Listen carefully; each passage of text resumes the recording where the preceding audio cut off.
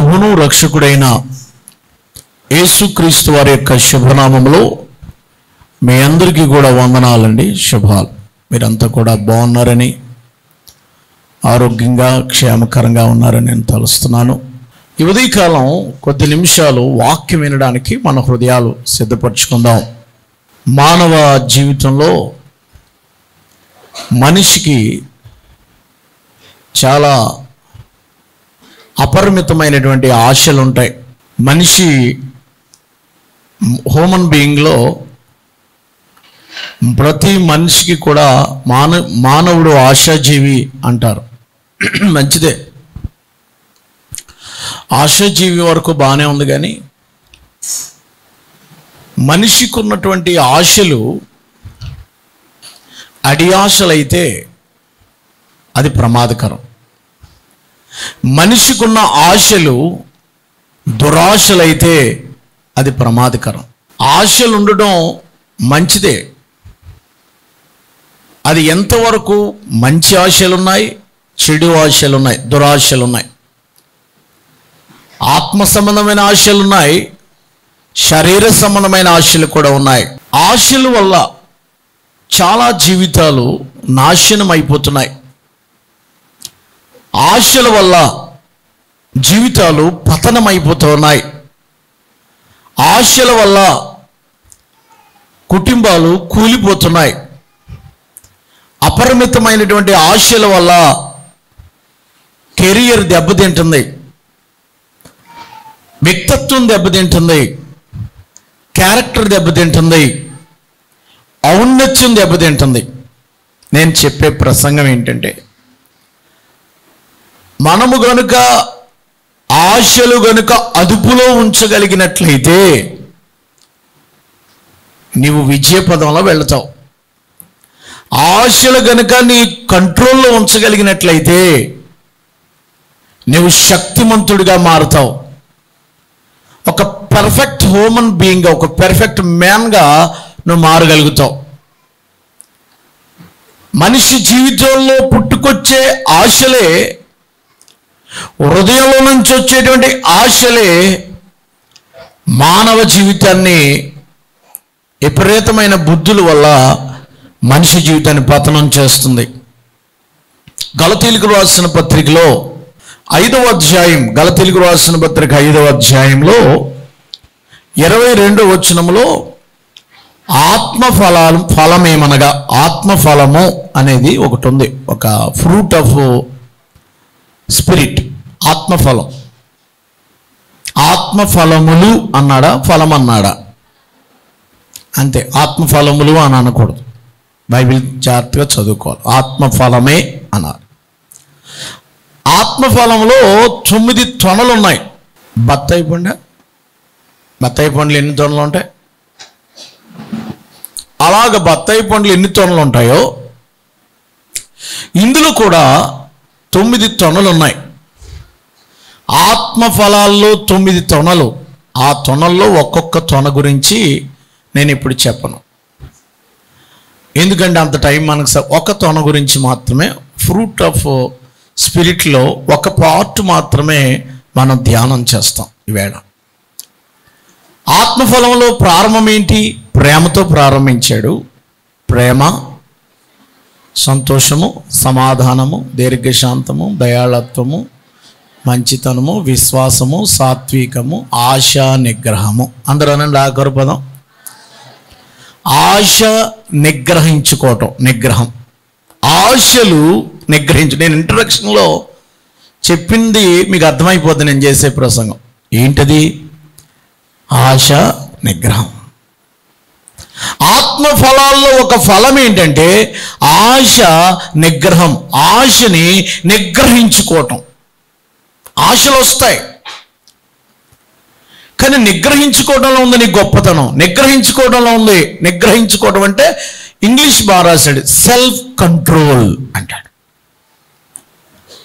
English వర్షన్లో self control అంటే నీ ఆశల్ని control your self, నీవుగా కంట్రోల్ చేయాలి. ఆశలు వచ్చిన దాన్ని, ఆశ వచ్చింది కదా అని మీదడిపోతే, ఆశ వచ్చింది కదా అని ఏది పడితే అది చేస్తే ఆశ నా ఇష్టం రా, నా ఆశలు రా, నేను తీర్చుకుంటాను రా అంటే నీ క్యారెక్టర్ దెబ్బతింటది, నీ బతుకు ధ్వంసం అయిపోద్ది. ఆశలు నీకున్నాయని చెప్పి అన్ని ఆశలను చేయడానికి కుదరదండి. ఆశని అదుపులో ఉంచుకోవడం, నిగ్రహించుకోవడం అంటే ఏంటి? ఆధీనంలో ఉంచుకోవడం. ఆశలు ఉన్నాయి కానీ నేను ఎంతవరకు ఉండాలో అంతవరకే ఉండాలి. ఆశ వచ్చిందని చెప్పేసి నేను ఏది పడితే చేస్తానంటే కుదరదు కదా. ఆశని కంట్రోల్ చేసుకోకపోవడం వల్ల, కోరికను కంట్రోల్ చేసుకోకపోవడం వల్ల ఫినిష్ యువర్ లైఫ్. ఆశలు చాలా ప్రమాదకరం అండి. అమ్మ వింటున్నారా? ఆశలు చాలా ఉంటాయి. ఆ ఆశలు ఎంతవరకు మనం చేయాలి, ఎంతవరకు మనం చేయకూడదు, మన ఆశ మనకు వచ్చే ఆదాయం తగ్గట్టుగా ఉందా, మన ఆశ మన లైఫ్కి తగ్గట్టుగా ఉందా, మన ఆశ మన జీవితానికి తగ్గట్టుగా ఉందో లేదో మనం చూసుకోవాలి. ఆశ పుట్టింది కదా నేను ఇష్టం వచ్చినట్టుగా నువ్వు తిరుగుతానంటే లైఫ్ స్పాయిల్ అయిపోద్ది. అందుకనే ఆశా నిగ్రహం అనేది చాలా ప్రాముఖ్యమైనది. ఆశా నిగ్రహం అది ఎలా జరుగుద్దంటే ఆత్మ వలనే అది కంట్రోల్ అవుతుంది. పరిశుద్ధాత్మ ఉన్నవాడే ఆశ నిగ్రహించుకోగలడు. అంటే ఎవరు దేవుని కలిగి ఉంటారో, ఎవరు దేవుని కంట్రోల్లో ఉంటారో, ఎవరు ఆత్మ స్వాధీనంలో ఉంటారో వారు ఆశలను కూడా నిగ్రహించుకుంటారు. ఆశలు నిగ్రహించుకోలేకపోతున్నావంటే, నీ మనసుకు తోచింది నువ్వు చేస్తున్నావంటే, చూసిన దానివల్ల నువ్వు ఆశిస్తున్నావంటే, ఈవేళ చూసావంటే మరుసటి రోజున అది అయిపోవాలంటే అది కరెక్ట్ కాదు. అది నీ లైఫ్ని రాంగ్ లీడ్ చేస్తుంది, తప్పుడు మార్గంలోకి తీసుకెళ్తుంది, అవకతవకల్లోకి తీసుకెళ్తుంది. దేవుడిచ్చినటువంటి ఆత్మీయ జీవిత ఎదుగుదలలో లక్షణాలలో ఆశా నిగ్రహం. పేతురు పత్రికలో కూడా ఈ మాట ఉంది. ఒకసారి అది చూపిస్తాను మీకు. 2వ పేతురు పత్రిక 1వ అధ్యాయము 6వ వచనంలో రాశాడు. 2వ పేతురు పత్రిక 1వ అధ్యాయం 6. జ్ఞానమందు ఆశా నిగ్రహమును, ఆశా నిగ్రహమందు సహనమును, సహనమందు భక్తిని, భక్తి యందు సహోదర ప్రేమను, సహోదర ప్రేమ యందు దయను అమర్చుకోండి. అయా జ్ఞానమందు ఆశా నిగ్రహం, జ్ఞానంతో కూడిన ఆశా నిగ్రహం ఉండాలా. In knowledge, in ever self control. జ్ఞానంతో కూడిన ఆశ నిగ్రహం. ఆశను నిగ్రహించుకోలేని కుర్రోడిని నేను తిరుగుతాను. నీకు యవనేచ్ఛలు, యవన ఇచ్చలు అంటే ఆశలు, ఇచ్చలు అంటే కోరికలు, ఇచ్చలు అంటే ఆశలు. 70s వర్డ్స్ అనమాట. ఈ సినోనిమ్స్ అంటారు ఇంగ్లీష్లో అయితే, పర్యాయ పద. ప్రియులారా జాగ్రత్తగా నా మాట వినండి. ఆశలు అపరిమితము, కోరికలు అపరిమితము, కానీ అవి చాలా మనల్ని చాలా దుర్మార్గంలోకి తీసుకెళ్ళిపోతాయి. అందుకనే నువ్వు ఆశపడే ఆశ మంచి ఆశ, దురాశ చూసుకోవాలి. ఆశ విపరీతమైందైతే అది దురాశ. ఆశపడడం మంచిదే కానీ దురాశపడడం మంచిది కాదు. దురాశ దుఃఖానికి అని మనకు సామెతలు కూడా తెలుసు, బాగా చెప్తారే మీరు కదా. దురాశ ఏంటి? దురాశ కొన్ని దురాశలు చెప్పి నేను ముగిస్తాను. ఆశ మన కంట్రోల్లో లేకపోతే ఫలితాలు ఎట్లా ఉంటాయో నేను చెప్తాను, జాగ్రత్తగానండి. మనకి ఆశయ నిగ్రహం ఉండాలి. మనకి ఇంద్రియ నిగ్రహము అన్నాడు చోట. 2వ తిమోతిలకు రాసిన పత్రిక 1వ అధ్యాయము 7వ వచనం చదవండి. 7వ వచనం, 6 అని చెప్పాను కదా, క్షమించండి. 7వ వచనం చదవండి. దేవుడు మనకి శక్తియు ప్రేమయు, ఏ నిగ్రహమా? ఇంద్రియ నిగ్రహము. ఏ నిగ్రహం? ఇంద్రియ నిగ్రహం అంటే ఇంద్రియాలు ఉంటాయి మనకి, పంచేంద్రియాలు అంటారు. ఏమంటే అంతేనా? చదువుకున్న వాళ్ళకి తెలియదు. పంచేంద్రియాలు, ఇంద్రియ నిగ్రహము. కళ్ళు, ముక్కు, నోరు, చెవులు చాలా కంట్రోల్గా ఉండాలి. అది ఇంద్రియ నిగ్రహం అంటే. నీ కన్ను సరైనదైతే నీ బతుకు బాగుంటుంది. నీ నోరు సరైన, నోరు కంట్రోల్లో ఉందా? కన్ను కంట్రోల్ ఉందా? చెవి కంట్రోల్ ఉందా? నీ నడక కంట్రోల్ ఉందా? ఆశా నిగ్రహం. ప్రియులారా ప్రియులారా, నేను ఏం చెప్తున్నానంటే ఇంద్రియ నిగ్రహం. మనకు దేవుడు ఆత్మ ద్వారా ఇంద్రియ నిగ్రహించుకోవడం. ఆశపడద్దే కానీ నిగ్రహించుకోవాలి. ఇది నేను చేయకూడదు, నేను దేవుని పెట్టినే. ఆశను నిగ్రహించుకోకపోతే ఏం జరుగుతుందో చెప్తాను, చూడండి. యాకోబు పత్రిక మొదటి అధ్యాయంలో 14వ వచనాన్ని చదివితే మనకు అర్థం అవుతుందండి.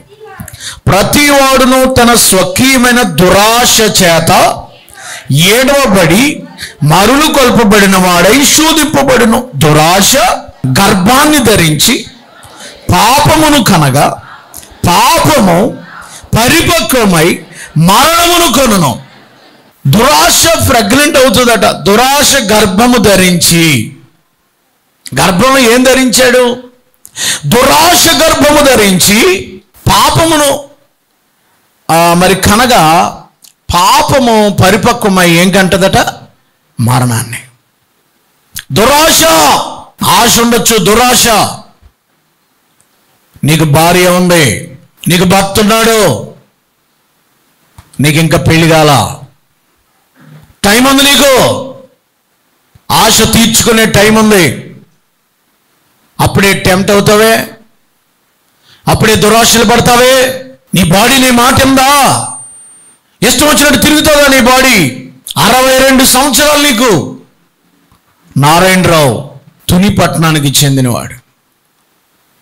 62 సంవత్సరాల వయసు కలిగినటువంటి నారాయణరావు అనేటువంటి ఆయన 13 సంవత్సరాలు కలిగినటువంటి వయసు గలటువంటి ఒక గురుకుల హాస్పిటల్లో పనిచేసేటువంటి అమ్మాయి దగ్గరికి వెళ్ళి, గురుకుల హాస్పిటల్లో చదువుకుంటున్న అమ్మాయి దగ్గరికి వెళ్ళి, నేను వాళ్ళ తాతనని చెప్పి హాస్టల్లో నమ్మించి మొన్న 21వ తారీఖున ఆ అమ్మాయిని బయటకు తీసుకొచ్చి ఇంజెక్షన్ చేయాలని గంట ఇంజెక్షన్ చేయాలని తుని గురుకుల హాస్పిటల్ని తీసుకొచ్చి హంసవరం దగ్గర ఒక సపోటా తోటలోకి తీసుకువెళ్ళి ఆ అమ్మాయిని పాడు చేస్తే 13 సంవత్సరాలు 8th క్లాస్ చదువుతున్న అమ్మాయి, ఆ అమ్మాయి ఇతను కూడా వెళ్ళడం, అక్కడ రైతు చూసి ఏం చేస్తున్నావు ఇక్కడ అని అంటే ఆ అమ్మాయి డ్రెస్ మార్చుకోవడం లైవ్లో చూపించారు. అందరూ అన్ని సోషల్ మీడియాలో విపరీతంగా, ఆంధ్ర తెలంగాణలో విపరీతంగా స్క్రోలింగ్ అయిపోయింది. అది నేనేం చెప్తున్నాను తెలుసా? అతనికి వయసుకు తగ్గ పని కాదు. ఆశకి వయసు ఉండదండి, కంట్రోల్ ముఖ్యం. 62 సంవత్సరాల వయసు మనవరాలు కొన్నటువంటి పాపని ఇది తప్పమని చెప్పవలసినటువంటి గడ్డి తిన్న పెద్దోడు ఆ అమ్మాయిని తీసుకెళ్ళి 13 సంవత్సరాల పిల్లలకి ఏం తెలుస్తుందండి? 8th క్లాస్ చదివే అమ్మాయి, చిన్నపిల్ల, మైనర్ అంటారు. అందుకే మైనర్స్కి ఏం తెలియదు, అందుకని మైనారిటీ తీరలేదు అంటాం. కారణం ఏంటంటే 18 లోపు వాళ్ళకి ఏ డిసిషన్ తీసుకోవాలో తెలీదు. ఏది పడితే చేసేస్తారు, ఏది పడితే SMS పెట్టేస్తారు. ఆశ ఉంది కదని పెట్టేస్తే అవుతా. నేనేం చెప్తున్నానంటే దురాశ గర్భం ధరించింది వాళ్ళలో, ఆ దుర్మార్గుల్లో. ఎప్పుడైతే గర్భం ధరించిందో ఒకసారి కాదట, 2 సార్లు కాదట, 4 సార్లు తీసుకెళ్ళాడట. అలాగా ఈ హాస్టల్ కూడా చాలా గురుకులంలో కూడా నేను తప్పు అంటున్నాను. ఎందుకంటే వచ్చినాడు ఎవడో తెలుసుకోకుండా, లేకపోతే పొలిటికల్ ఇన్ఫ్లుయెన్స్ ద్వారా తీసుకెళ్ళిపోతున్నాడా, లేకపోతే ఎలా తీసుకెళ్తున్నాడో అతను ఎవరబ్బాయి ఏంటి అని తెలుసుకోకుండా వీళ్ళు ఏం చేశారంటే వదిలిపెట్టేశారు. అప్పుడే 3 సార్లు తీసుకెళ్ళాడట. అలాగా ఇది 4వసారి అని చెప్తుంటే సిగ్గులేదు. పాపకేమో అలవాటు చేశాడు. ఆ పాపకేం తెలుస్తుంది? వయసు ఎరగని పాప, తల్లిదండ్రులు లేని పిల్ల, ఎవరో తాత కాళ్ళు చేతులు పనిచేయవు, మామ అడుక్కుని పెంచుతుంది. ఒక SC వర్గానికి చెందినటువంటి అమ్మాయి కదూ, తీసుకెళ్ళి నువ్వు ఇష్టం వచ్చినట్టు పాడు చేసి తీసుకొస్తావు. దురాశ ఏం చేసిందంటే గర్భము ధరించింది. ఏం కన్నాడు? పాపానికి అన్నాడు. పాపం ఏమైంది? వినండి. ఈ రాత్రి స్క్రోలింగ్ అయిపోయింది. ఈ స్క్రోలింగ్ చూసి పోలీసులు వాళ్ళ కేసు ఫైల్ చేసి అతన్ని పట్టుకుంటుంటే చిత్త కొట్టారు, ఊరోళ్ళంతా కొట్టారు. ఆ రాత్రి 10:30కి ఏం జరిగిందో మనకు తెలియదు, కానీ తెల్లవారుటప్పటికి అతడు శవమై ఉన్నాడు. చచ్చిపోయాడు నారాయణరావు. ఇప్పుడు లేడు. నిన్న బాగున్నాడు వాడు. నేను ఎవరిని అనుకున్నాను? నిన్న బాగున్నాడు, ఆరోగ్యంగా ఉన్నాడు, ఇంకా వయసు ఉంది, అన్నీ ఉన్నాయి. దురాశ గర్భము ధరించి పాపము కనుక ఆజ్ఞ అతిక్రమమే పాపము, పాపం వల్ల వచ్చే జీతము మరణం. మరణం కన్నా ఉన్నాడు, మరణం వచ్చింది అతనికి. అరే, లైఫ్ అంతా స్పాయిల్ అయిపోయింది కదా. ఒక్క చిన్న కోరిక కోసం, ఒక చిన్న అలవాటు కోసం ఒక అమ్మాయి లైఫ్ పాడు చేశాడే. పోనీ ఆడు బతికాడా? బతికితే సమాజం వాడిని బ్రతకనిస్తుందా? చచ్చిపోయాడండి. ఎలా చచ్చాడో నాకు అనవసరం, నేను దాన్ని ఇన్వెస్టిగేషన్ చేయను, లేదా నేను ఎవరినో అన్న. కానీ పాపం వల్ల వచ్చి జీతము అది ఎలాగైనా మరణమే. ఆడు చచ్చాడా ఇంకొకటి చంపాడా మనకు అనవసరం. కానీ పాపం వల్ల వచ్చి జీతం ఏంటండి?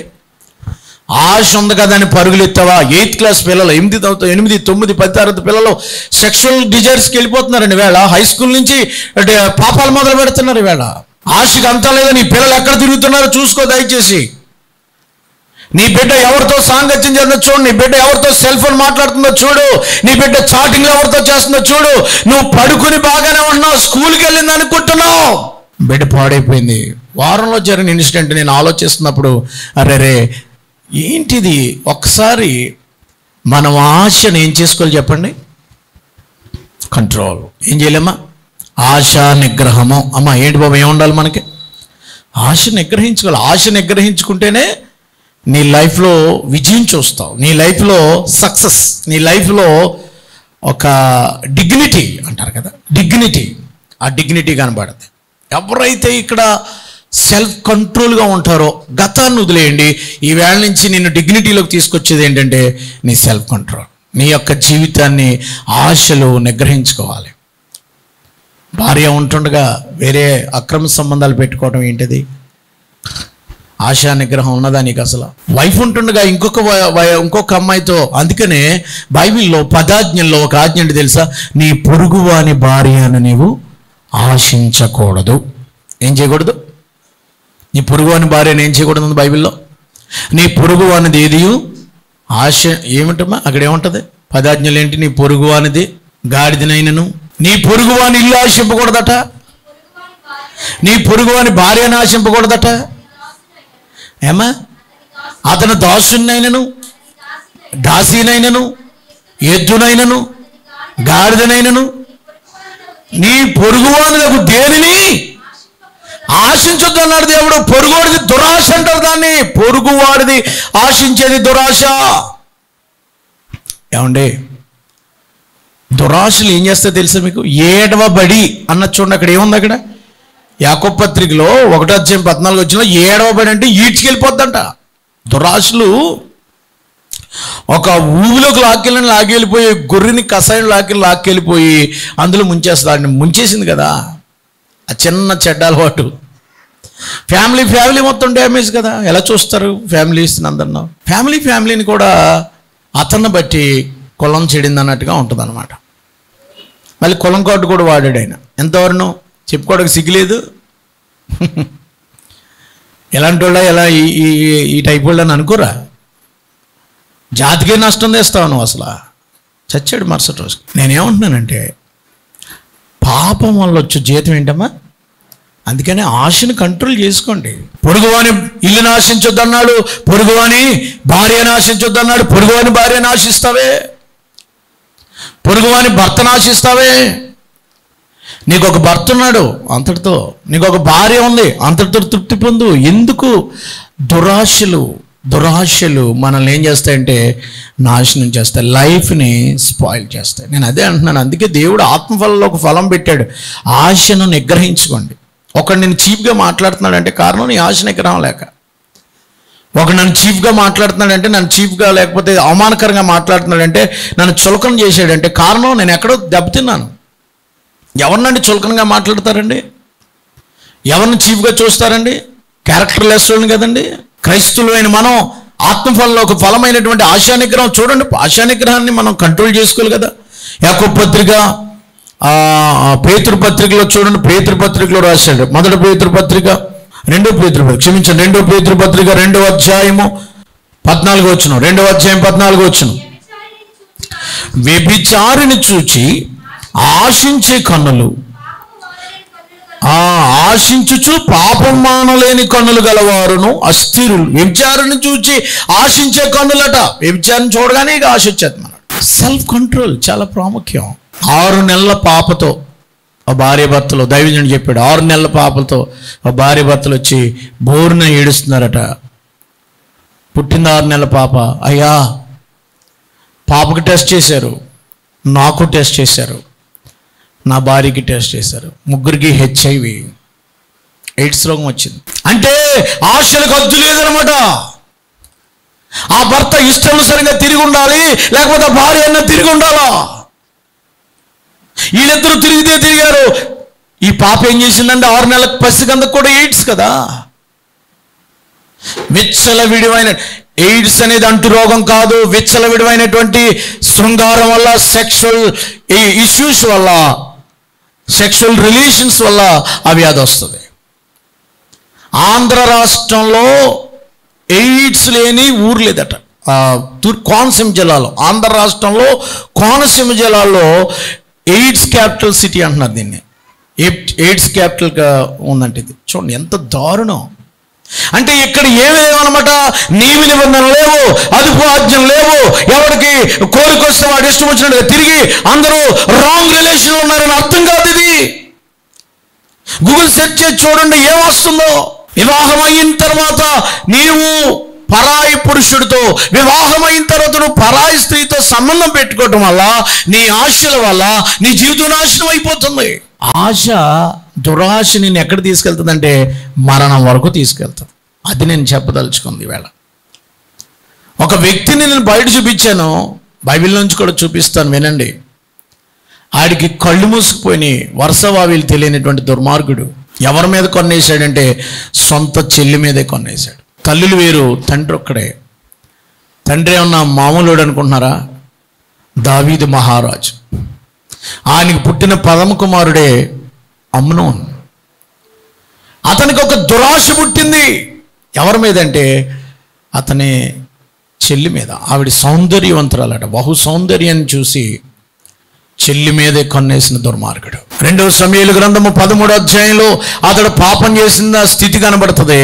ఆ దురాశ, కామదురాశల చేత, కామాతురత చేత ఎప్పుడైతే కొన్నేశాడో ఆ దురాశ పడ్డాడో, మంచాన్ని పెట్టేశాడు. ఎవడో సలహా ఇచ్చాడని ఆనందంటే మానేశాడు. దావీదు చూడ్డానికి వచ్చాడు. ఎరా ఎందుకు అలాగైపోయారంటే, నాన్న ఇంక నేను చచ్చిపోతాను కాబట్టి నాకు చెల్లిని ఒకసారి వచ్చి వంట చేస్తే వంట తినే చచ్చిపోతాను అన్నాడు. నిజమే కాబోలని ఇంటికి వెళ్ళి, అమ్మా తామారు, అమ్మాయి పేరు తామారు, అన్నయ్య బాగోలేదమ్మా ఒంట్లో, వాడికి ఏదైనా రొట్టెలు చేసి తయారు చేసి పెట్టాడు. అన్నం తింటలేదు, నువ్వు చేసి తింటాడట ఇల్లు. అప్పుడే 20 రోజులు ఏందాడు భోజనం చేయలేదు, చిక్కిపోయాడమ్మా, నువ్వు వెళ్ళి కాస్త వాడికి మంచి మంచి రొట్టెలు తయారు చేసి పెట్టామా అంటే వెళ్ళాడు. రొట్టెలు తయారు చేసింది, తలుపులు వేసేసాడు. రొట్టెలు పట్టుకెళ్తే, అన్నా ఇటువంటి జారత్వం మన ఇశ్రాయేల్లో జరగదన్నా, అన్నా నన్ను అవమానపరచుకన్నా, అన్నా నాన్నతో మాట్లాడన్నా ఒకసారి అని అంటే అతడు వినలేదు. బలవంతం చేశాడు, బట్టలు చించాడు, పాడు చేశాడు. అంతటితో ఊరుకోలేదు, బయటికి గెండేశాడు. తల మీద ముసుకేసుకుని రోడ్డు మీద కూర్చుని ఏడుస్తుంది. అబ్షాలోం వచ్చాడు, సొంతన్న, ఇద్దరు ఒక తల్లికి పుట్టినోళ్ళు. అబ్షాలోం వచ్చాడు, చెల్లి నీకు అవమానం జరిగింది కదా, నాకు అర్థమైంది. ముసుకేసుకున్నారంటే ఇశ్రాయేల్లో అవమానం జరిగిందని అర్థం. నీకు అవమానం జరిగింది కదా, రా వచ్చి అన్నాయి కదా, ఇక్కడేం గొడవ, ఇంటికి వెళ్ళిపోదాం. ఇంటికి తీసుకెళ్ళిపోయాడు. ఆవిడ గదిలో పడి ఏడుస్తుంది. అన్నా నా జీవితాన్ని పాడు చేయకన్నా, నన్ను ఎవరు ముట్టుకుంటారన్నా అని ఏడుస్తుంది. నా కన్యత్వాన్ని పాడు చేయకన్నా, రాకుమారిని కదన్నా, ప్రిన్సెస్ కదన్నా నేను అని అంటే వినలేదు వాడు. 13వ అధ్యాయం 14వ వచనంలో పాపం చేశాడు.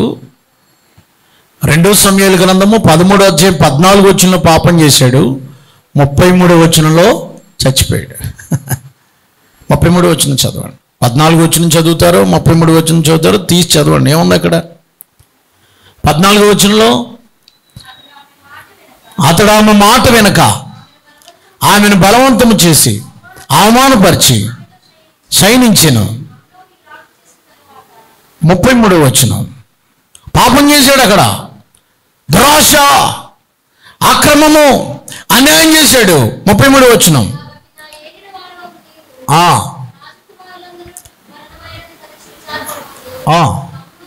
అమ్నోను మాత్రమే మరణమాయన. అమ్నోన్ని అబ్షాలోము పార్టీ చేస్తున్నాను నాన్నగారి దగ్గరికి వెళ్ళాడు. డాడీ ఇలా మన అన్నదమ్ములందరికీ 70 మంది కొడుకులు, 70 మందికి భోజనం పెడతాను దావీదు అని అన్నాడు. సర్లే తీసుకురా, ఇలా భోజనం చేయండి.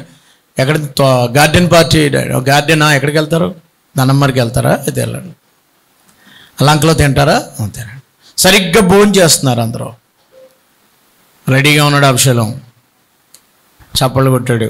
అమ్నోని వేసేయంటారు, నా చెల్లిని పాడు చేశాడు, వేసేయంటారు అన్నాడు. ఈయన సేవకులు ఉన్నారు, వెళ్ళి ఆయన్ని, రాకుమారులు కదా ఎవరికాక సర్వెంట్లు ఉంటారు, లేపేశారు. అమ్నోని లేచిపోయాడు. దురాశ గర్భమును ధరించి పాపమును గనగా, పాపము మరణానికి అంటది. నేను అదే చెప్తున్నాను, అమ్నోన్ డెత్. నీ ఆశలు కంట్రోల్ లేకపోవడం వల్ల రాకుమారుడు రోజవలసిన వాడు. దావీదుకి జ్యేష్ఠ కుమారుడు అమ్నోనే, సాల్మన్ కాదే. అబ్షాలోము కాదు రాజవలసినాడు. జ్యేష్ఠుడు రాజవ్వాలి, జ్యేష్ఠుడు ఉన్నతమైన స్థాయికి వెళ్ళాలి. ఆ చిన్న, అందుకే 2 పేతురు పత్రిక మీరు చదివారు కదా. 2 పేతురు పత్రిక 2వ అధ్యాయం 13 చదవమ్మా. 2 పేతురు పత్రిక 2వ అధ్యాయం 13 వచనం.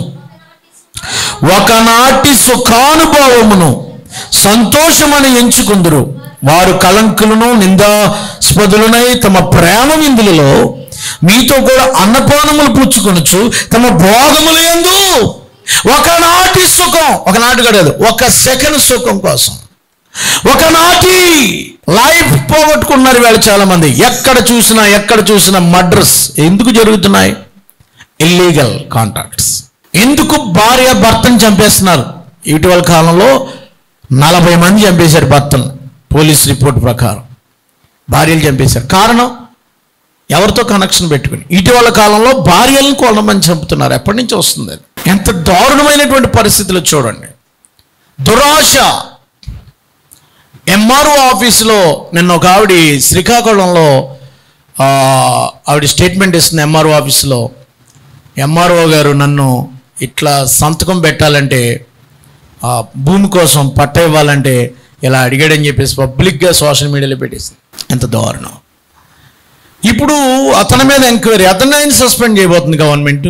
ఒక చిన్న దురాశ వల్ల అతనికున్న మెజిస్ట్రేట్ హోదాను పోగొట్టుకోవాల్సి వస్తుంది. ఒక చిన్న దురాశ వల్ల అతనికున్న హై స్థితిని పోగొట్టుకోవాల్సి వస్తుంది. ఒక చిన్న సైన్ చేయడానికి చెప్పి. ఎంత దారుణమో చూడండి. దురాశ నీ జీవితాన్ని నాశనం చేస్తుంది. దురాశ నీ కెరియర్ని. అందుకనే సెల్ఫ్ కంట్రోల్, నీవుగా ఆశ నిగ్రహం చేసుకోవాలి. ఆశ నిగ్రహం చేసుకోవాలంటే నువ్వు ఒగ్గబట్టుకుంటాం కాదు. ఆశ నిగ్రహం అని చెప్తాను వినండి. అందులో గట్టిగా దేవునికి స్తోత్రం చెప్పండి ఒకసారి. ఆశా నిగ్రహం అంటే, ఇంద్రియ నిగ్రహం అంటే మనం ఒగ్గబట్టుకుని నేను చేయను, నా ఎంతటి నేను అలా ఒగ్గబట్టుకుంటానంటే ఎప్పటికప్పుడు బరస్ట్ అవుతావు, విపరీతంగా పాపం చేస్తావు. నేను ఇంకా తాకూడదు, నేను ఇంకా ఈ పాపం చేయకూడదు, ఈ వ్యభిచారం చూసి ఆశించి చేయకూడదని నువ్వు అనుకుంటావు. అది ఒగ్గబట్టుకుంటాం కాదు. ఒగ్గబట్టుకోవడం అంటే దాన్ని అదుపు చేసుకుని అలా కంట్రోల్ చేసుకోవడం కాదు. ఎంతవరకు కంట్రోల్ చేస్తావు? చిరతపులి తన చర్మాన్ని, బైబిల్లో ఉంది, చిరతపులి తన చర్మాన్ని మార్చుకోగలదా? ఏమండి చెప్పండి. కూషు దేశస్థుడు తన చర్మాన్ని మార్చుకోగలడా? కూషు దేశస్థుడు అంటే ఆఫ్రికా వాడు తన చర్మాన్ని మార్చుకోగలడా? ఆఫ్రికా వాడు తన స్కిన్ చేంజ్ చేసుకోగలడా? మనకంటే కర్రి ముద్దుగా ఉంటాడు. అంటే మీకు బాగా అర్థమవుతుంది. చిరతపులి చారలుగా ఉంటుంది, తన చర్మాన్ని మార్చుకోగలదు. అది ఒగ్గబట్టుకున్నవాడు మార్చుకోలేడు. నేను ఒగ్గబట్టుకుని అదుపు చేసుకుని అదుపు కంట్రోల్ అంటే అలాగే ఎంతకాలం ఒగ్గబడతాం కాదు. అది నేను ఏమంటున్నాను తెలుసా? అది నీలో నుంచి తీసి పారేయ్, చంపేయి, ప్లకౌట్, తీసి పారేయ్. దాన్ని సమూలంగా ఆ చిచి అనేది అసహించుకునే స్థితికి రావాలి. అంతేగాని అవి పోయి నేను చర్చికి వెళ్తున్నాను కదా, నేను చేయకూడదు అంటే ఎప్పటికప్పుడు చేస్తాను. నేను ఇంకా ముట్టుకోకూడదు, తాకూడదు అంటే ఎప్పటికప్పుడు బరస్ట్ అయిపోద్ది. నేను ఇంకా సినిమాలు చూడకూడదు అంటే ఒక మంచి పాట రీల్స్లో ఎవడో పంపుతాడు నీకు, ఇలా మామూలుగా బైబిల్ రీల్సే చూస్తున్నావు. తర్వాత రీల్, నెక్స్ట్ రీల్ అదే, నెక్స్ట్ రీల్ నీకు వచ్చేది అదే. టెంప్టో, దురాశ. నిన్ను ఎక్కడ తీసుకెళ్ళిపోతుందో తెలుసా? ఆ దురాశ నిన్ను ఎక్కడికో లోపల కంటే తీసుకెళ్ళిపోయి ఊబిలోనికి పెట్టేస్తుంది, జిగటగల దొంగ ఊబిలోకి పెట్టేస్తుంది.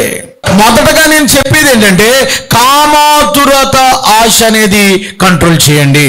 తెస్సలోనికి రాసిన పత్రికలో అదే మాట జ్ఞాపకం చేస్తున్నాడు. మొదటి తెస్సలోనికి రాసిన పత్రిక 4వ అధ్యాయంలో, మొదటి తెస్సలోనికి రాసిన పత్రిక 4వ అధ్యాయం ఒక్కసారి కనుక మీరు చూసినట్లయితే, నేను ముందుకు స్కిప్ చేస్తాను. మొదటి తెస్సలోనికి రాసిన పత్రిక 4వ అధ్యాయం 5వ వచనంలో, మీలో ప్రతివాడు దేవుని ఎరగని అన్యజనుల కామాభిలాష యందు కాక, ఈ ఆశ కామాభిలాష, కామాతురత అందుకాక పరిశుద్ధత యందు తమ తమ ఘటాన్ని ఎలా కాపాడుకోవాలో తెలుసుకున్నట్టు ఏ దేవుని చిత్తం. కామాభిలాషను పక్కన పెడదాం. గతించిన కాలం చాలు. ప్రతివాడు తన పొరుగువాని భార్యను చూసి సకిలిస్తున్నాడంట, గుర్రం వలె సకిలింపులు. గుర్రంలాగా వెళ్ళినప్పుడు ఏదో సకిలింపు, ఈవిటీజింగ్ అంటాం. ఇలాగా బైబిల్లో క్లియర్గా రాశాడు, ఎహెజ్కేలు గ్రంథంలో రాశాడు. సకిలించడం అంట, కంట్రోల్ అవ్వలేవు. పదే పదే ఒక 10 సార్లు నేను అతను చూశాడంటే నువ్వు పడిపోతున్నావు. ఆశ 5 సార్లు SMS పంపించిందంటే టెంప్ట్ అయిపోతున్నావు నువ్వు. దురాశలు నిన్ను నరకాన్ని తీసుకెళ్తాయి. దురాశలు నీ ఫ్యామిలీని పాడు చేస్తాయి. దురాశలు నీ క్యారెక్టర్ని పాడు చేస్తాయి. దురాశలు నీ కెరియర్ని దెబ్బతీస్తాయి, అంటే నీ భవిష్యత్తుని లేకుండా చేస్తాయి దురాశ. ఒక ఆయన గురించి నేను విన్నాను. ఆయనకి పెళ్ళయింది, ఆయనకి భార్య ఉంది, అందమైన భార్య, పిల్లలున్నారు. కానీ అతడు దురాశ ఏం చేసిందో తెలుసా? అతడు ఆ అమ్మాయి కోసం చదివే మానేశాడండి అని చెప్పారు. ఎందుకు? అతను మంచిగా నెమ్మదస్తుడు కదా, ఎందుకు అతడు మంచిగా లెటర్లు బాగా రాస్తాడు కదా, రైటింగ్ చాలా బాగుంటుంది కదా, ఎందుకు అతని లైఫ్ అలాగా అయిపోయిందని అంటే, మంచి భార్య ఉంది కదా అని అంటే, ఒక అమ్మాయి కోసం అతడు చదువు మానేశాడండి. ఎంత దారుణం చూసారా? లైఫ్ స్పాయిల్ అయిపోయింది అక్కడ. అతి త్వరలోనే ఆ దుర్వ్యసనం వల్ల, ఆ వేశ్యలోలుతనం వల్ల, ఆ వ్యభిచార మనస్సు వల్ల తన లైఫ్ స్పాయిల్ చేసుకున్నాడు. ఇతర కామాభిలాష పెట్టుకోవడం వల్ల. అమ్మ, ఆ తిరిగే స్వభావం నీలో ఉంటే, ఆశా నిగ్రహం అనేది నువ్వు ఒగ్గపడతాం కాదు, కానీ ఆత్మ ద్వారా దాన్ని మాత్రమే కంట్రోల్ చేయగలరు నీ అంతటి నీకు. అందుకని పరిశుద్ధాత్మ దేవుడా, ఇలాంటి తిరుగుడు స్వభావం, ఇలాంటి చూసే స్వభావం తీసేయ్. యవనుడా, నీ యవనం పరిశుద్ధత కాపాడుకో. యవనస్తులు 8th 9th 10thలోనే పాపాల్లో పడిపోతున్నారు. జాగ్రత్త. Self control. నిన్ను నువ్వు కాపాడుకో, నీ పరిశుద్ధతను కాపాడుకో, జారత్వంలో పడిపోకుండా నిన్ను నువ్వు శుద్ధీకరించుకో. ఇది మొదటిది. రెండవది ఏంటంటే, కొలసీలకు రాసిన పత్రిక 2వ వాక్యం చెప్తాను చూడండి. కొలసీలకు రాసిన పత్రిక ఎందుకు ఇంత ట్రస్ట్ చేయవలసి వచ్చిందంటే, మొదటి పాయింట్, ప్రస్తుతం ప్రజెంట్ భారతదేశంలో ఈ పాపం వెళ్తుందండి. ఆంధ్ర రాష్ట్రంలో ఈ పాపం, ఆంధ్ర రాష్ట్రం కాదు, అన్ని రాష్ట్రాల్లో ఈ పాపం ఉన్న, అన్ని దేశాల్లో ఇది ఉందండి. కొలసీలకు రాసిన పత్రిక 3వ అధ్యాయము 5వ వచనం చదువుదాం. కావున భూమి మీద ఉన్న మీ అవయవములను, మీ శరీరాన్ని, మీ అవయవాలని, అనగా జారత్వమును, అపవిత్రతను, కామాతురతను, దురాశను, విగ్రహార ధనాపేక్షను, ప్రియులారా, ధనాపేక్షను ఏం చేయాలట? చంపివేయుడి అన్నాడు. ధనాపేక్ష అంటే ధనాశ. రెండోది ఏంటి తెలుసా? ధనాశ. మొదటిదేమో మన లైఫ్ని పాడు చేసేది కామదురాశ. అది పెళ్లి కానోళ్ళు, యవనస్తులు కావచ్చు, పెళ్ళైన వాళ్ళు కావచ్చు, వృద్ధులు కావచ్చు. అది నీవు కనుక కంట్రోల్ చేసుకోకపోతే మరణం, నాశనం. రెండవది ఏంటో తెలుసా? ధనాశ, ధనాపేక్ష సమస్త కీడులకు మూలం. తిమోతిలకు రాసిన పత్రికలో రాశాడు. ప్రియులారా, ధనాపేక్ష ఏటట?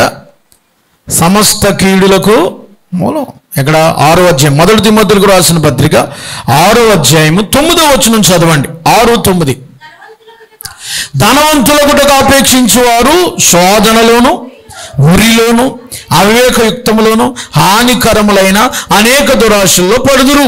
అట్టి మనుషులు నష్టములోను, నాశనములోను ముంచివేయును. ఎందుకనగా ధనాపేక్ష సమస్తమైన కీడులకు కొందరు దాన్ని ఆశించి, ఏమాశించి?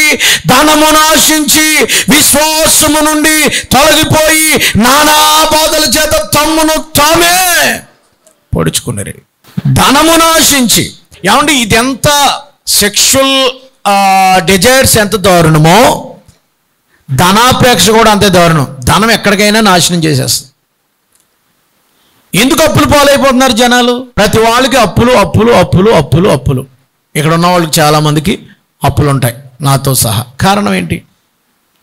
అవే మాకు అప్పులు లేవండి, ఓన్లీ డెబిట్ కార్డు అని అంటారు. డెబిట్ కార్డు అంటే ఏంటి? అప్పులు కార్డు అని అర్థం.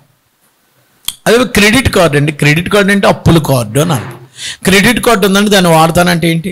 డబ్బులు లేనప్పుడు క్రెడిట్ కార్డు వాడుకుంటూ ఉంటారు, చివరిలో అది లాగుతూ ఉంటారు. ధనము కోసం ఈవేళ ఎన్ని పాపాలు జరుగుతున్నాయండి. ఎంతమందిని లేపేస్తున్నారు డబ్బు కోసం. ధనాన్ని ఆశించి ఎంతమందిని లేపేస్తున్నారు. ధనాపేక్ష. ఆశ ఉండొచ్చు, ఇల్లు కట్టుకోవాలని ఆశ, పర్లేదు, అక్కడ వరకు ఉండు, పర్లేదు. ఇంకా ఏదో పెద్దగా కట్టాలి, ఇంకా ఏదో డూప్లెక్స్, ఇంకా లేదో సిప్లెక్స్, ఆప్లెక్స్, ఈప్లెక్స్. ఎదగలేని దానికి మనకు వచ్చే అమౌంట్ ఎంత? వినండి, మనకు వచ్చే ఆదాయం ఎంత, మనం ఖర్చు చేసేది ఎంత? మనకి 20,000 వస్తే అందులోనే చేయాలి. అంతేగాని ₹1,00,000 జీతం చోటు చూసి ఆడికి లెక్క కట్టేస్తానంటే ఏమవుద్ది? అప్పు చేస్తావు. అప్పు తీర్చడానికి నీ దగ్గర ఉండవు. అప్పులు భారం. ఈవేళ ధనాపేక్ష. ఎందుకంటే ధనాశ. చూస్తావు, ఆశిస్తావు, ఇది చూస్తావు, ఆశిస్తావు, చూసిందల్లా. ఆశా నిగ్రహం అంటే ఏంటో తెలుసా మీకు? ఆశా నిగ్రహం అంటే ఒక ఆయన చెప్పాడు, ఎవరో మన హోసన్న మినిస్టర్ జాన్ వెస్లీ గారు మాట చెప్పాడు. ఒక ఆడావిడంట బ్యాగ్ వేసుకుని 10 లక్షలు పట్టుకుని వెళ్ళిందంట షాపింగ్కి. ఖజానా, జ్యువెలర్స్, ఇంకోటి ఏదో ఉంది, లలిత, ఇంకోటి ఏంటమ్మా, జాయ్లుకస్, ఇంకేమున్నాయి, లేకపోతే సౌత్ ఇండియా షాపింగ్ మాల్కి వెళ్ళి, లేకపోతే ఇంకోటి శుభమస్తు, శ్రీరస్తు, రకరకాలు వచ్చినాయి కదా, అన్నిటికి వెళ్ళి మొత్తం బుద్ధిని వెళ్ళిందంట. అన్ని షాపులు తిరిగిందంట. ఖజానాకి వెళ్ళిందంట, లలితకి వెళ్ళిందంట, షాపింగ్ మాల్కి వెళ్ళిందంట, సౌత్ ఇండియాకి వెళ్ళిందంట. ఇంకొకటి ఏదో ఉంది కదా, సిఎంఆర్ ఏదో ఉంది, సిఎంఆర్, కేఎల్ఎం అన్నీ తిరిగేసిందంట. కానీ ఒక్కటి కూడా కొనకుండా ఇంటికి వచ్చేసిందంట. ఆశా నిగ్రహం. ఏది కొనలేదట. ఆశని కంట్రోల్లో చేసుకుంది. కొనాలంది కానీ కంట్రోల్. ఆశా నిగ్రహం. నీ జీవితంలో ఆశలు చాలా ఉంటాయి, కంట్రోల్ చేయాలి. చూసిందల్లా ఆశిస్తే కుదరదండి. ఒక ఆయన ఎంత బంగారపు కమ్మి చూశాడు. 50 తులాలు ఉంటుందండి బంగారం కమ్మి. సేనారు వస్త్రం చూశాడు, ఆశించాడు. చూడగానే మరి లేపేయడమే కదా. ఇది మన ఇంట్లో బాగుంటే బాగున్నాం, అయిపోయింది. జోళ్ళు కనబట్టలేదు. అది పెద్ద బంగారమే కాదు, జోళ్ళు కనబట్టలేదు. అది కూడా ఏమాశ? చర్చికటి జోళ్ళు కనబట్టలేదు. చర్చికటి జోళ్ళు అండి. అందరూ క్రైస్తవులే, పరిశుద్ధులే. 3 వారాలు వెళ్తున్నాడంటే ఆయన కొత్త జోళ్ళు కొనుక్కుంటున్నాడంట. ప్రతిసారి జోళ్ళు అట్టుకెళ్ళిపోతున్నారట. 4వ వారం పాస్టర్ దగ్గరికి వచ్చి చెప్పాడట, అయ్యారు ఈ వారం నా జోళ్ళు ఎవరు అట్టుకెళ్ళలేదండి ఎంత అన్నాడంట.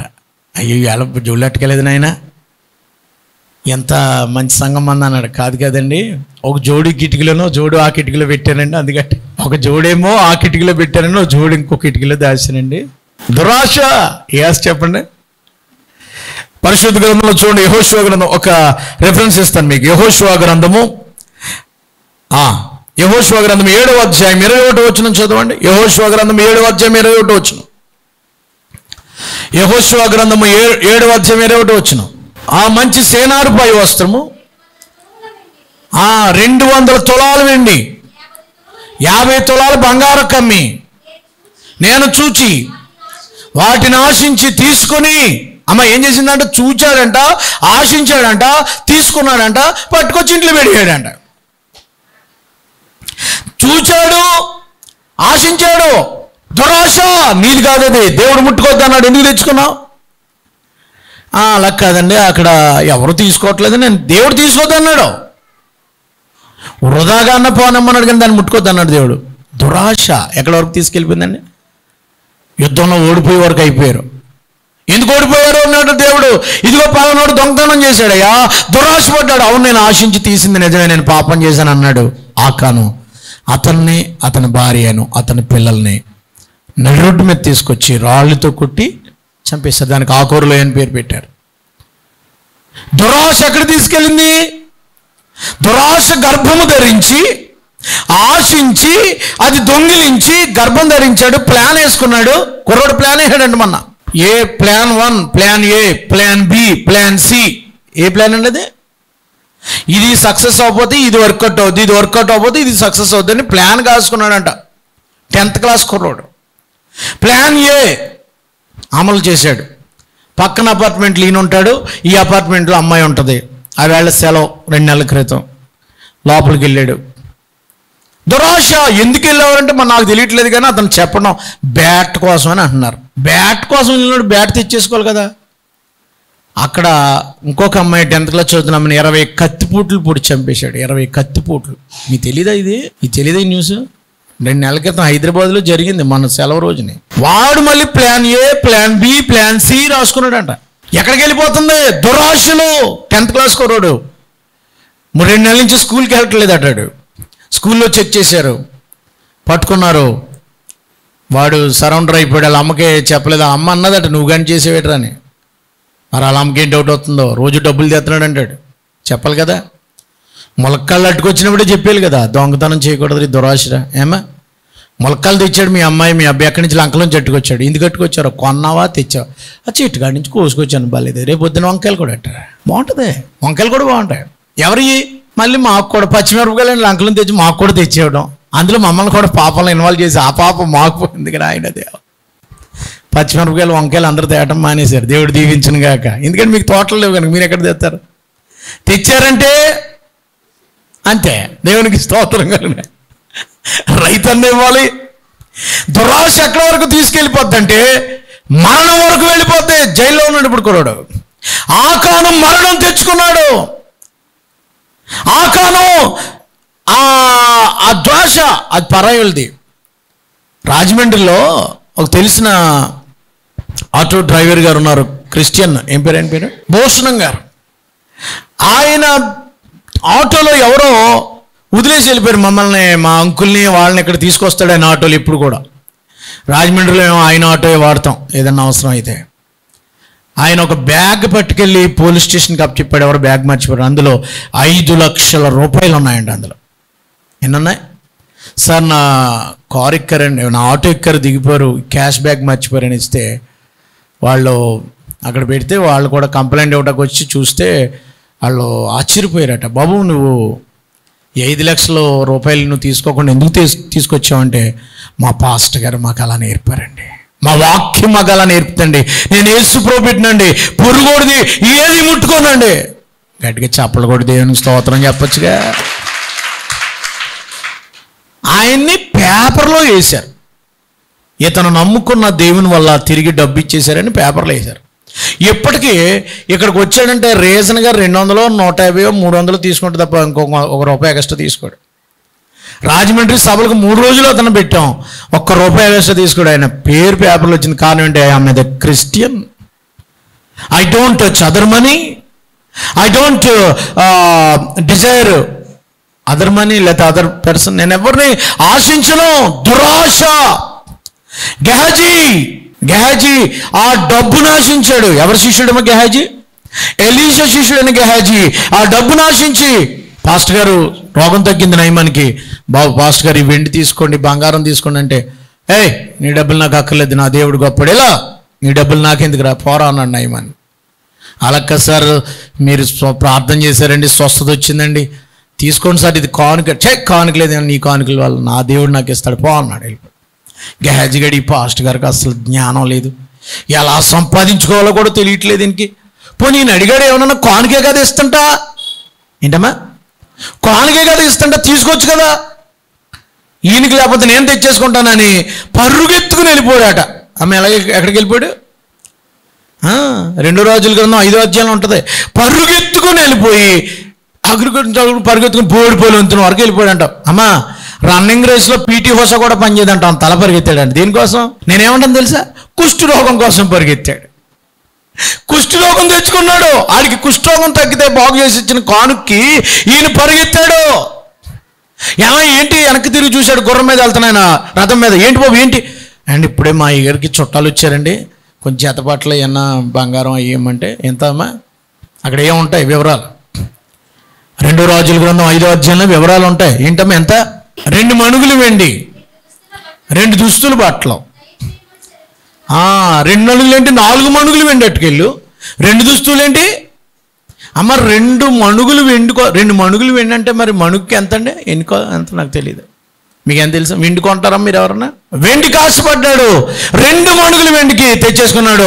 మా లోపల ఏం చేసుకున్నాడు? గదిలో పాస్టర్ గారు, ఎలీషా గారు అడిగారు, గేహాజీ ఎక్కడికి వెళ్ళావురా? లేదండి ఇక్కడ తుడుస్తున్నానండి. అలాగే నువ్వు ఎక్కడికి వెళ్ళావు నాకు తెలియదు అనుకుంటున్నావురా? డబ్బు సంపాదించుకోవడానికి, ఆస్తి సంపాదించుకోవడానికి, వాటి మీద ఆశపడడానికి ఇది సమయమా? అతనికి వచ్చిన కుష్టి రోగం నీకు, నీ ఇంటి వాళ్ళందరికీ వస్తుంది చూసుకున్నాడు అంతే. అమ్మా, ధనాపేక్ష ఎక్కడ వరకు తీసుకెళ్ళిందమ్మా?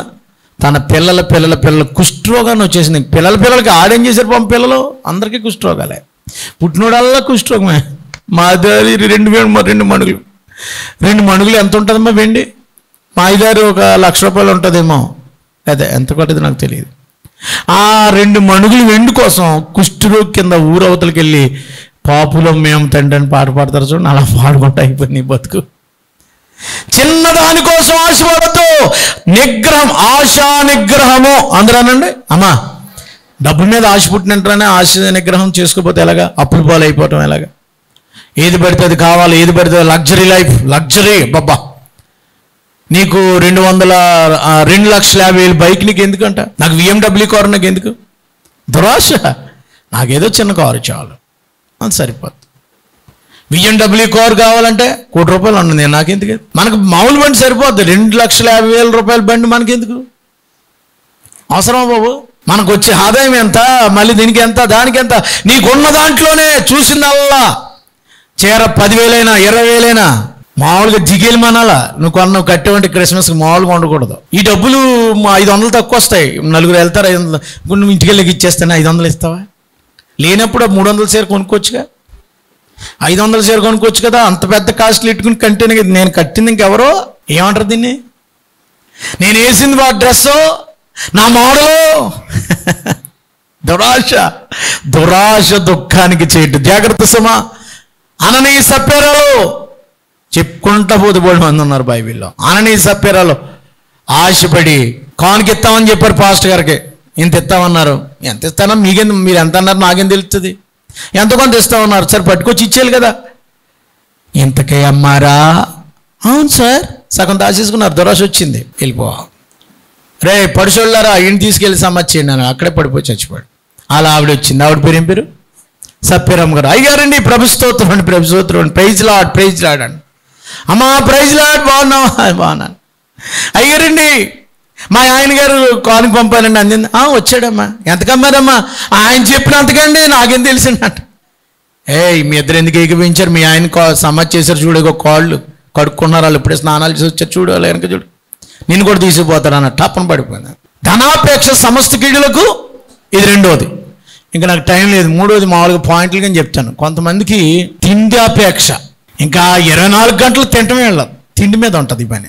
తిండి బోతులు దేవుని రాజ్యానికి కంట్రోల్ ఉండదు. దీనికి షుగర్ వచ్చింది, డాక్టర్ గారు తినొద్దు అన్నారు, కంట్రోల్ పెట్టుకోవాలి కదా. ఏది తినాలి? తినొద్దు అన్నారు డాక్టర్ గారు. కొవ్వు, అన్ని నూనె పదార్థాలు, కొవ్వు పదార్థాలు ఏమంటాయి అదే రోజు లాగిచ్చేతమే. ఎందుకు ఈ మాట చెప్తున్నానంటే తిండిపోతులు కొందరికంట. పిలిపిలి రాసిన ఒకసారి 2-3 మాటలు చదివి ముగిచ్చేస్తానండి. పిలిపిలికి రాసిన పత్రిక 4వ అధ్యాయం, పిలిపిలికి రాసిన పత్రిక 3వ అధ్యాయం 19వ వచనం. 3వ అధ్యాయం 19. నాశనమే వారు అంత వారు కడిపే. అమ్మా చెప్పండి. కొంతమందికి వారు కడిపేవారు దేవుడు అంట. పొట్ట పూజ అంటారు కదా మన వాళ్ళు. బైబిల్ మీరు అన్న మాటలు మార్చరా? మీరు ఇక్కడ బైబిల్లో ఉన్నాయి, మీరు మాట్లాడుతున్నారు అంతే. కడిపేవాడు దేవుడు, పొట్ట పూజ చేతనంటే దేవుడి నీకు అదే బైబిల్ చెప్తుంది.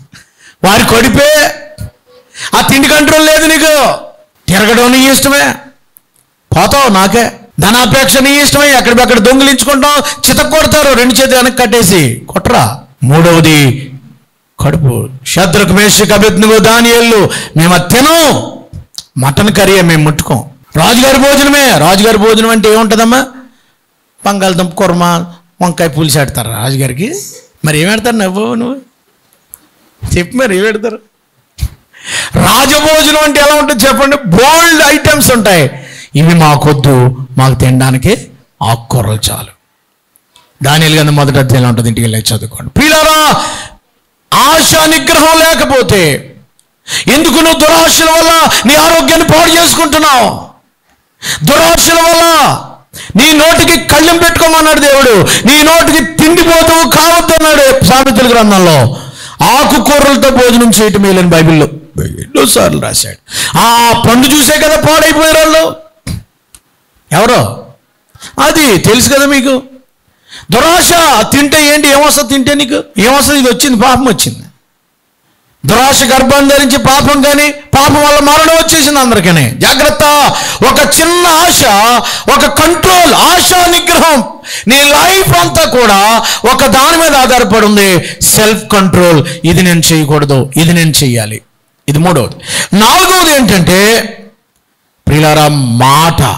నీ మాట కంట్రోల్ చేసుకోవాలి. ఒక్క రెఫరెన్స్ ఇస్తాను చూడండి, టైం అయిపోయింది కనుక. యాకోబు పత్రిక 3వ అధ్యాయం 2వ వచనం చదవండి, ముగించేసుకుందాం.